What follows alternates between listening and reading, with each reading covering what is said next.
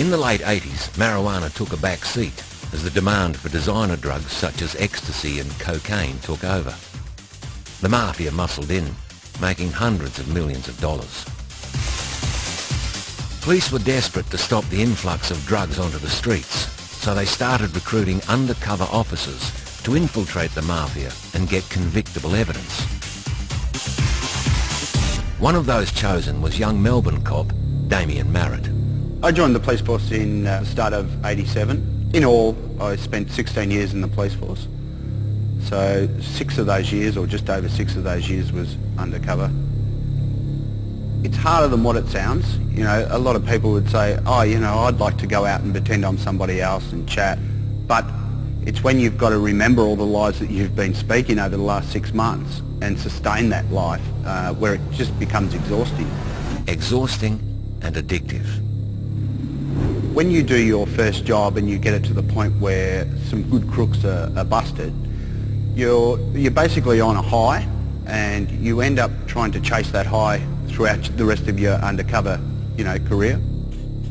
Like all undercover cops, Damien always had to think on his feet, even under the most bizarre circumstances. One drug deal that I had organised down in Victoria for a large amount of LSD and ecstasy. I was going to travel to Sydney, meet this crook's connections, pay 230 grand and receive all the drugs. Being undercover sometimes meant wearing a recording device strapped to his body. And knowing discovery meant certain death, bulky equipment just compounded the risks. There was a little bit of rivalry between Sydney police and Victorian police, and the devices that they made me wear were larger than ours and obviously old stock. And so I was covered in wires and devices. I knock on the door and there's 4 crooks inside. When I got in there, everyone was naked. Damien, my friend, come on in. And I basically got a bit of a shock.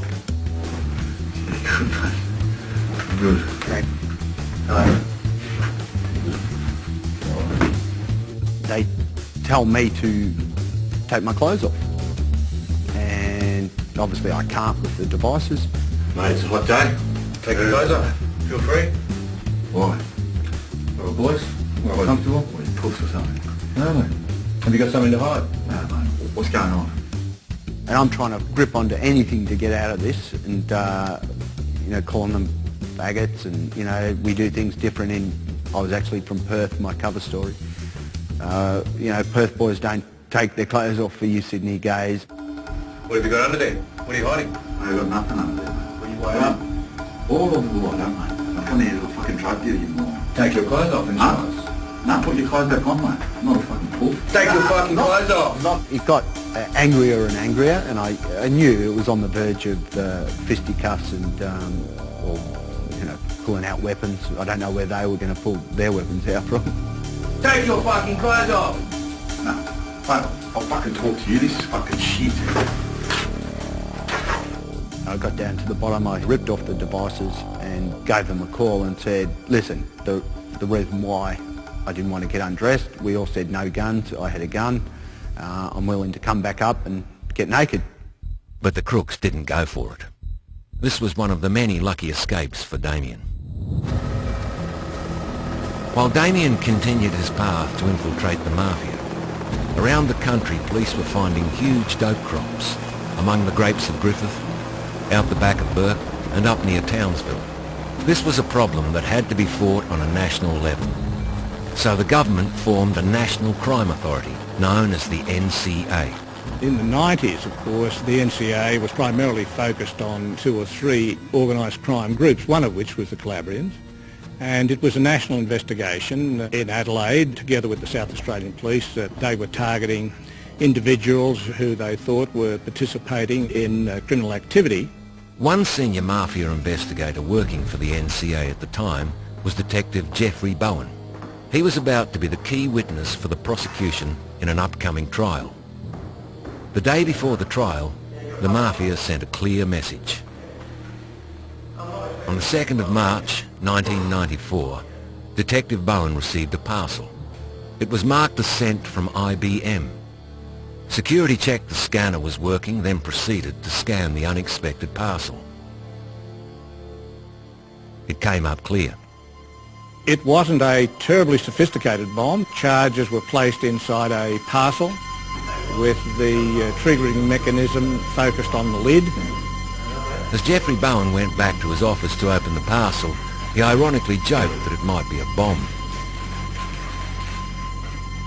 Might be a bomb. Yeah, right. Nah, why? Once the lid was open on the parcel, triggered the explosion.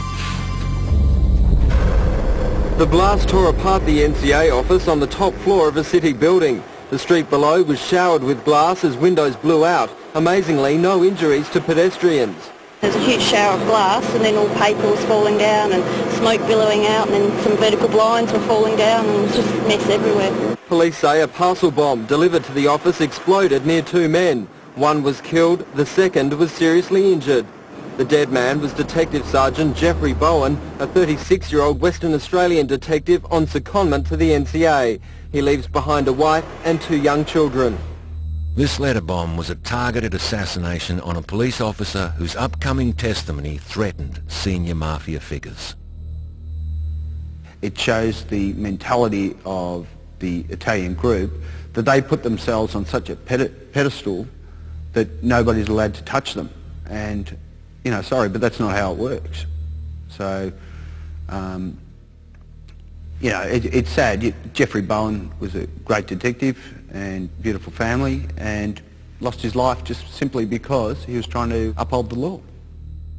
Adelaide Court this morning. Bowen's assassination had an immediate impact on the trial. This court case was adjourned. Federal prosecutors told the court the trial couldn't go ahead because of Detective Jeff Bowen's death. Oh, shut up, you Although the police don't doubt the Calabrian Mafia was responsible for the bombing, no one has ever been convicted of Jeffrey Bowen's murder. But it galvanised law enforcement around the country.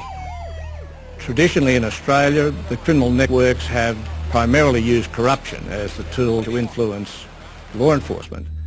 But to be actually attacked in that way was something totally unexpected, but it also energised the various organised crime investigation groups around the country. Next, Damien Marrett wins the trust of the Mafia's inner circle, and the incredible secret footage of a huge drug operation in flight. And for Damien, partying with the big boys was a do-or-die performance.